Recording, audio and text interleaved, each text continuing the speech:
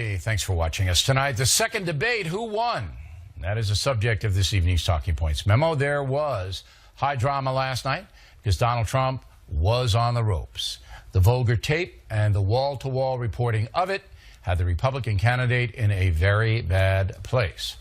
But Trump somehow, against all odds, won the debate. He won because Secretary Clinton could not knock him out. And after the first 30 minutes, Trump went on offense, regaining at least some momentum. Here's how it went down. The debate opened with no handshake. Then, Secretary Clinton fired the first round. What we all saw and heard on Friday was Donald talking about women, what he thinks about women, what he does to women, and he has said that the video doesn't represent who he is. But I think it's clear to anyone who heard it that it represents exactly who he is. But it's not only women, and it's not only this video that raises questions about his fitness to be our president, because he has also targeted immigrants, African Americans, Latinos, people with disabilities, POWs, Muslims, and so many others. Trump answered with a strategy he has used before. Bill Clinton was abusive to women. Hillary Clinton attacked those same women and attacked them viciously. 4 of them are here tonight. One of the women, who is a wonderful woman, at 12 years old, was raped at 12. Her client, she represented, got him off. The story here is that in 1975, an Arkansas judge appointed Hillary Clinton to represent accused child rapist Thomas Taylor. Counselor Clinton was successful in raising doubt, and Taylor pled out to unlawful fondling of a child, serving just 1 year in jail. The victim, Kathy Shelton, appeared with Donald Trump in a press conference just prior to the debate, saying the way Mrs. Clinton treated her when she was 12 years old damaged her for life. Trump then pounded home the theme that Mrs. Clinton's past record makes her a hypocrite on the woman abuse issue.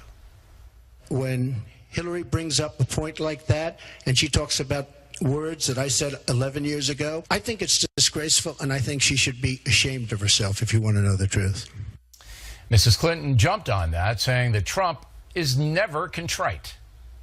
He never apologizes for anything to anyone. He never apologized to Mr. and Mrs. Khan, Gold Star family, whose son, Captain Khan, died in the line of duty in Iraq. And Donald insulted and attacked them for weeks over their religion. And he never apologized for the racist lie that President Obama was not born in the United States of America. He owes the president an apology. Mr. Trump seized upon the Obama reference to lob this grenade. Michelle Obama, I've gotten to see the commercials that they did on you, and I've gotten to see some of the most vicious commercials I've ever seen of Michelle Obama talking about you, Hillary. That reference is to the Clinton-Obama primary race of 2008, when Mrs. Obama said this. One of the things, the important aspects of this race is role modeling what good families should look like. And my view is that if you can't run your own house, you certainly can't run the White House. Can't do it. So after about 30 minutes of personal attacks, Trump was still standing, a win for him. Then came more personal attacks. If I win, I am going to instruct my Attorney General to get a special prosecutor to look into your situation, because there has never been so many lies, so much deception, has never been anything like it. And we're going to have a special prosecutor. It's just awfully good that someone with the temperament of Donald Trump is not in charge of the law in our country. Yeah, because you'd be in jail. Now, that quip about the email situation angered some on the left. A CNN reporter compared it to something Hitler and Stalin might say.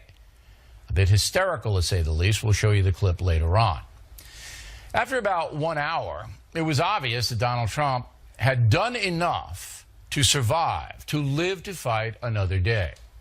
It's not that Hillary Clinton did anything poorly, But she has a tough road with the chaos overseas, the impending collapse of Obamacare, the email fiasco, and her attachment to Barack Obama's policies. With about 2/3 of Americans believing the country's going in the wrong direction, Secretary Clinton is a soft target on policy.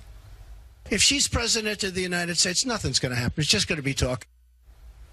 But Mrs. Clinton does have a record in Congress, which she pointed out.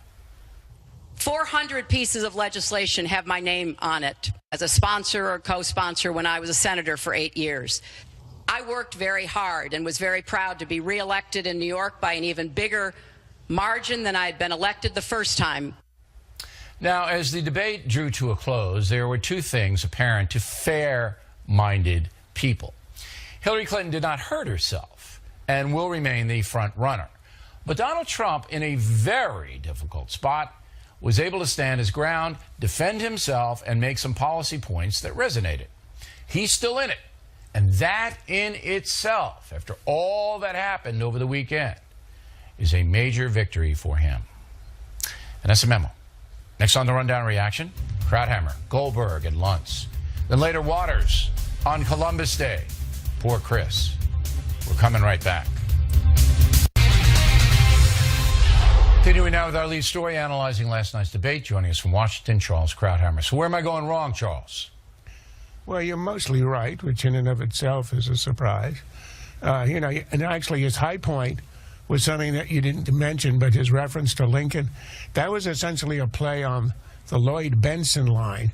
That was essentially him saying, I knew Abe Lincoln. Abe Lincoln was a friend of mine, and you are not Abe Lincoln. I thought that was extremely effective, and it appeared spontaneous. Yeah, it was. But his low point was something that you seem to brush off as something that would only concern the left.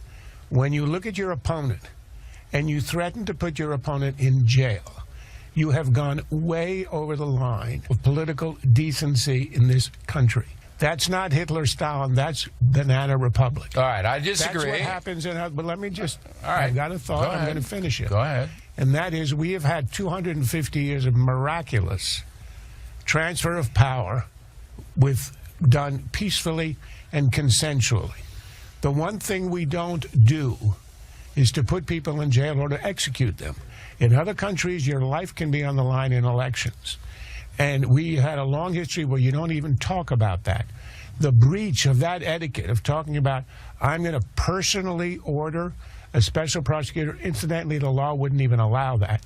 But nonetheless, and then you would end up in jail as if he's prejudging it, is something that should never be done, and is another example of Trump lowering the level of our discourse. All right, I disagree, because, number one, he has to play to a certain voter, all right, who does believe that Mrs. Clinton got away with a national security violation that no one else would have gotten away with. And millions and millions of those voters out there. So, yeah, you're right. He can't put anybody in jail if he's president. You can't just sign executive orders when he's incarcerated. But certainly he would have the power to his Justice Department to reopen an investigation that the government deemed to be not credible. He does have the power to do that. And I wasn't offended by that so much in the sense that I knew it was a quip off the top of his head, which, you know, and I think it helped him. I really believe that helped him. But you always defend Trump by saying, he said X, it perhaps was not the right thing to do. Maybe it was constitutional. Oh, you didn't believe he literally was going to put him in jail, do you? But he was appealing, and it works for him. Works for him is different from saying it's the right thing to do. Sure. The low point of the convention was the crowd saying, lock her up. Okay. That's not we what want civility, and we on this program, as you well know, have stayed out of the swamp. But you can't tell me that you thought that Donald Trump was saying, if I'm elected, I'm going to incarcerate this woman like I would do in an inquisition. He was making a point that there would be a special prosecutor. The email thing would be reopened because, again, many, many millions of Americans feel that this was the fix was in, that another president, Barack Obama, made sure that it wasn't, an honest investigation did not take place. So I hope we have a tradition in this country of honest investigations, and that's how I took it. Look, one of the presidents that we retroactively revere is Gerald Ford, in a situation with Nixon, who was clearly guilty.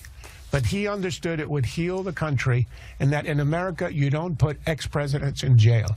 It cost him the presidency, which makes it a profile in courage. But here, we could all agree there was obviously way overstepping the line. He would have been impeached and all that, and he probably would have been convicted. But there's a difference. It's understood in this country that you don't put political losers in jail. It's a difference. It's more than political losers. In the Watergate situation, the system worked. All right? The investigation led to wrongdoing on the part of Richard Milhouse Nixon. All right? Now, what Ford did, and I support that as a historian, you're absolutely right. He said, it doesn't get us any further as a nation to punish this man. So I'm going to pardon him. But this is different because this investigation, and there's a lot of evidence that point to this, was a fraud. It was a fraud because of politics. So if Trump's going to go in and say, I want an honest investigation, if I'm elected, I'm going to see it happens, I don't think that's a cheap shot thing. It's worse than a cheap shot thing. And you're probably right that it works with his base. And in one sense, you could say, yes, this is allowing the justice to go ahead. But the idea that you threaten your opponent with jail, and he used the word jail, I didn't, it, to me, is a breach of the decency of our system where we don't do that, all right, even where it might be warranted, as in the Nixon case. I will cede that there are two sides to this story, and I'm glad we had this debate because you'll see this nowhere else on television. Krauthammer and O'Reilly. You will never see it. But I'm going to stick to my guns. I do not believe that was an honest investigation into Hillary Clinton's emails. And as an American citizen, I do not want the highest levels of our government, the president, the attorney general, and the FBI, to be in the tank on an investigation of this import. And if I was president, I'd do the exact thing. Last word.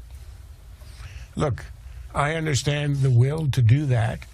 I simply believe that there are certain limits to political discourse and to what you do to your opponent. And in this case, it was something that have you ever heard a presidential candidate ever threatening another with that kind of legal, and he's done it with others. He said to the guy, owner of Chicago White Sox, who put the money in the campaign against him, he said, he's got business things.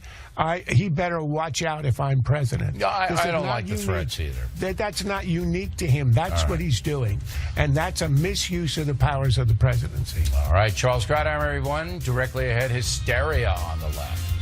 Then more hysteria from Goldberg and Waters. Right back.